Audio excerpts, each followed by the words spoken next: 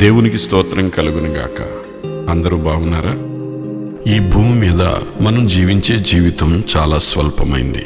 అయితే మనం నిత్యత్వం కోసం సిద్ధపడాలి. మనలో అపనమ్మకం ఉంటే దేవుని ఎదుట ఎలా నిలబడగలం? ఏదెను వనంలో ఆదాము హవ్వలను దేవుడు బయటికి తోలివేయడానికి గల కారణాల్లో అపనమ్మకం ఒకటి. దేవుడు ఏదో శ్రేష్టమైన దాన్ని తమకు దక్కనీయకుండా దాచాడని వారు తలంచారు. ఈ అపనమ్మకానికి ఆజ్యం పోసినవాడు సాతాను. ఫలితంగా మనిషి శోధనకు లొంగి సాతాను అధికారం కిందకి వచ్చాడు. అందుచేత ఇక ఏమాత్రము మనం సాతాను మాట వినకూడదు. అపనమ్మిక అనే ఆ చేదు విషాన్ని మనలో నుండి విశ్వాసం ద్వారా తీసివేయాలి. ఆ విశ్వాసం దేవుని మాటలు వినటం ద్వారా మనకు విశ్వాసం కలుగుతుంది.